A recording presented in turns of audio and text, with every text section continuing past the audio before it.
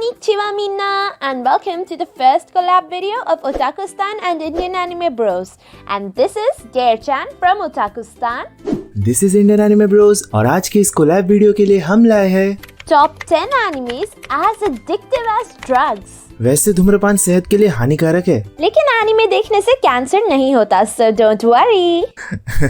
और हम ऐसा कुछ रिकमेंड भी नहीं करेंगे जो कि आपको कैंसर का शिकार बना दे. बात तो सही है. So ये लिस्ट हमने बनाई है of top 10 anime in no particular order. So let's start the video.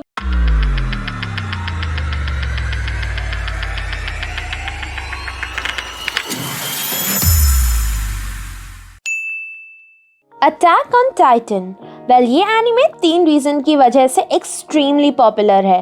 पहला है एनिमेशन, सेकंड है story line and execution, third है लीवाई. वेल इसकी एनिमेशन लाजवाब है. स्टोरी लाइन को फेल ना करते हुए इसकी एग्जीक्यूशन इस एनिमे को मास्टरपीस बना देती है.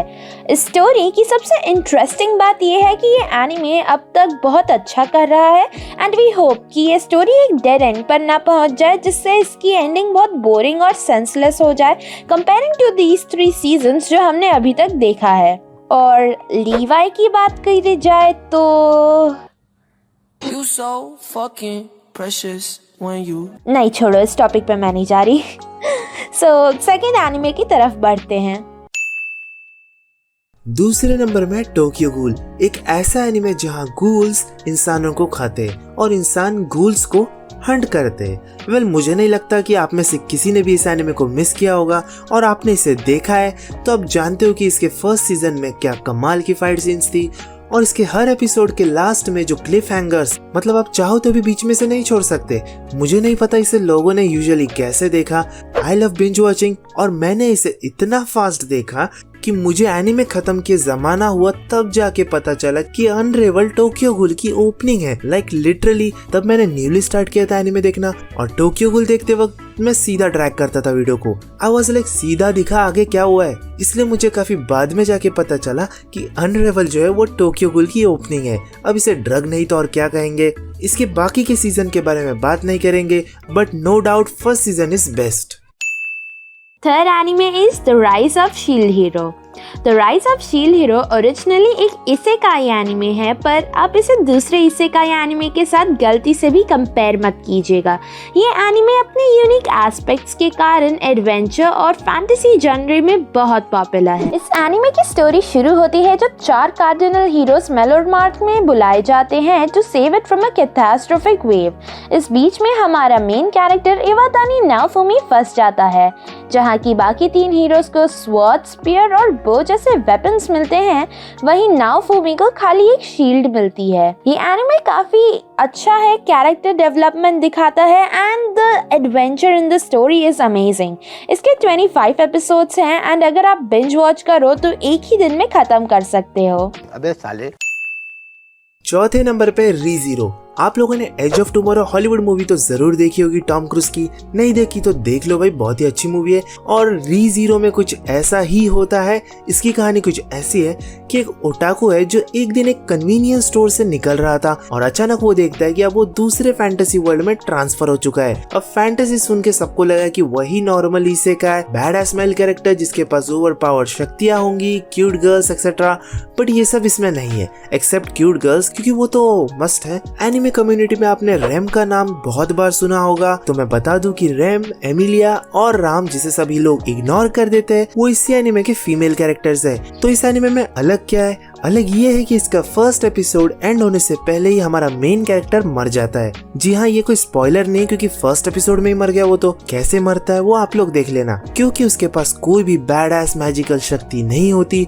लेकिन ये मरने के बाद फिर से एक चेक पॉइंट पे वापस रिस्पॉन होता है, यानी कि थोड़ा पीछे जाकर वापस जिंदा होता है और उसे वापस से सब कुछ शुरू करना पड़ता है. बस इतना ही. इसके पास और कोई पावर नहीं और इसे पावर्स कम कर्स कह सकते हैं. और सबसे अच्छी बात मुझे ये लगी कि जब भी कुछ प्रॉब्लम से ये मर जाता है तब हमेशा कुछ नया होता है जो अनएक्सपेक्टेड होगा। और हाँ, मैं मानता हूँ कि ये कई बार मरने से डरता है, पब्लिक इसे डरपोक कहती है, चिल्लाता है, ये कभी कभी गलत डिसीजन ले लेता है, कई बार इसके ऊपर आपको गुस्सा भी आएगा। लेकिन इतना याद रखना कि अगर उसकी जगह आप या कोई असली इंसान होता तो उसकी भी इतनी बैंड बज जाती, क्योंकि मर के जिंदा तो हो जाता है वो पास्ट में, लेकिन मरने का दर्द उसे हमेशा डराया रखता है। मैंने पहली बार फैंटेसी और डार्क साइकोलॉजिकल एलिमेंट्स का मिक्सचर देखा और आखिर तक इसने मुझे ड्रग की तरह थ्रिल्ड रखा, तो इसे जरूर देखना। ये 25 एपिसोड का है, इसे व्हाइट फॉक्स एनिमेशन स्टूडियो ने बनाया और इसकी रेटिंग है 8.35 की।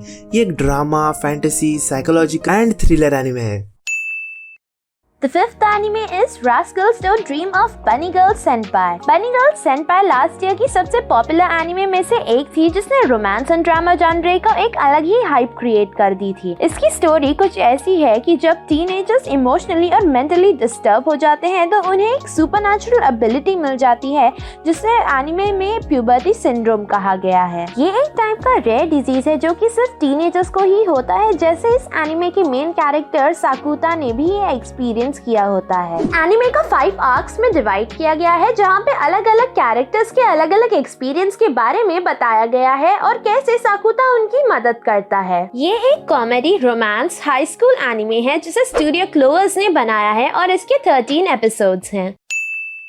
6 नंबर पे है हीरो एकेडमिया। इस एनिमे के बारे में कौन नहीं जानता, इसलिए ज्यादा नहीं कहूंगा, बस इतना कहूंगा कि ये एक ऐसा शोनेन एनिमे है जो कम एपिसोड में लंबे शोनेन एनिमे का फील दे देता है। ये खुद व्यूअर से कहता है कि देखो मैं टिपिकल शोनेन एनिमे हूँ जिसमें आपको शोनेन के सारे एलिमेंट्स मिलेंगे, कुछ भी अलग नहीं, लेकिन उन एलिमेंट्स को जिस तरह से एग्जीक्यूट किया है आप जानते हो कि ये कितना पॉपुलर है। वैसे मैंने इसे एनिमैक्स में देखा था जब ये एयर भी नहीं हुआ था, क्योंकि मैंने इसकी एडवर्टाइजमेंट देखी थी। बेचारे एनिमैक्स एशिया के पास तो दूसरा एडवर्टाइज आते नहीं थे, इसलिए उन्हें एनिमे की एड्स ही देनी पड़ती थी। और जब मैंने इसकी एड देखी थी तभी मुझे लग गया था कि ये एनिमे बहुत ही कमाल करने वाला है, जो कि इसने किया इनफैक्ट एक्सपेक्टेशन से ज्यादा किया इसने और ब्लैक क्लोवर ने। ये एक 0 to हीरो एनिमे है जिसे आपको देखना ही चाहिए। इसे देखने के बाद भी आपको जल्द से जल्द इसके एपिसोड कंप्लीट करने का मन होगा। इसके टोटल 3 सीजन्स एयर हो चुके, 4 सीजन ऑनगोइंग है, सो इतना भी छोटा नहीं, लेकिन लॉन्ग एनिमे सीरीज के कंपेयर करे तो छोटा ही है। 6 नंबर पे ही और एक एनिमे है जिसे इंक्लूड किए बिना मैं रह नहीं पाऊंगा, फेरी टेल।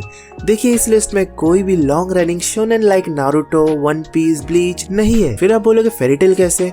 वो ऐसे, इसे मैंने जब देखा मुझे पसंद आया और क्या हुआ पता नहीं, बट 5 दिन में 265 एपिसोड खत्म कर दिए। ये तो सच है कि भगवान है। क्योंकि बाकी के 10 एपिसोड फेरी टेल 0 के थे, मुझे लगा शायद मैं अकेला पागल हूँ, बट ये सेम चीज जब मेरे 3 दोस्तों के साथ हुई और उन्होंने व्हाट्सएप में मुझे बताया कि किसी ने 7 दिन में, किसी ने 9 दिन में खत्म कर दिया, तब मुझे लगा कि नहीं भाई एनिमे ही ऐसा है कि जिसको पसंद आएगा वो धड़ाधड़ देख के उड़ा देगा और जिसको नहीं आएगा वो वहीं पे ड्रॉप कर देगा। तो इसीलिए मैंने इसे इस लिस्ट में जोड़ दिया। Food Wars. फूड वॉर्स एक अल्टीमेट शोनेन एनिमे है अबाउट फूड। मतलब आपने कभी सोचा भी नहीं होगा कि खाना पकाने में भी इतने सारे एलिमेंट्स हो सकते हैं। इस एनिमे की story line revolves around Yukihira Soma. Food war में सबसे ज्यादा इंटरेस्टिंग इसकी एनिमेशन है, the way it is animated, like oh God, मुंह में सच में पानी आ जाए। लेकिन the war part is just above everything. इसकी स्टोरी लाइन बहुत ज्यादा एजुकेशनल है अगर सच बताऊं तो, एंड अगर आपको उन लोगों में से है जिन्हें खाना पकाने का बहुत शौक हो या फिर खाना खाने का बहुत शौक हो तो आपको ये एनिमे डेफिनेटली देखना चाहिए। और अगर आप उन लोगों में से हैं जिन्हें पानी उबालना भी नहीं आता, देन आप ये एनिमे देख के एटलीस्ट उतना तो सीख ही जाएंगे। 8वें नंबर पे हाईक्यू। आई नो ये एक स्पोर्ट्स एनिमे है, लेकिन कई लोगों ने अभी तक स्पोर्ट्स एनिमे की असली पोटेंशियल देखी नहीं है। जब हम स्पोर्ट्स एनिमे के बारे में बात करते हैं तो कुरोको नो बास्केट और हाईक्यू का नाम टॉप में आता है। इनकी फुल पोटेंशियल आपको देखकर ही पता चलेगी, लेकिन मैं इस छोटे से रिव्यू में इसे समझाने की कोशिश करता हूँ। हाईक्यू की कहानी कुछ ऐसी है कि हिनाता नाम का एक लड़का है जिसे वॉलीबॉल बहुत ही ज्यादा पसंद है, लेकिन उसकी हाइट की वजह से उसे कई बातें सुननी पड़ती है। लेकिन जैसे तैसे मिडिल स्कूल में कुछ दोस्तों के साथ मिलकर वो एक टीम बनाता है जो काफी जोश के साथ अपना पहला मैच खेलने के लिए जाती है। लेकिन पहले मैच में ही कागेयामा, जिसे लोग किंग ऑफ द कोड भी कहते हैं, वो इन्हें बुरी तरह हरा देता है। तब ये ठान लेता है कि कागेयामा इसका सोल राइवल है और इसे उसे सरपास करना है। लेकिन मिडिल स्कूल से ग्रेजुएट होने के बाद जब वो कारासुनो हाई स्कूल वॉलीबॉल क्लब को ज्वाइन करता है, उससे पता चलता है कि कागेयामा जो कि उसका राइवल था अब वो उसका टीममेट है। आगे कई मैचेस होते हैं और ये भी एक शोनेन जंप मांगा की एडेप्टेशन है, लेकिन जो बात इसे सारे टिपिकल शोनेन एनिमे से अलग करती है वो है इसके 3 डायमेंशनल कैरेक्टर,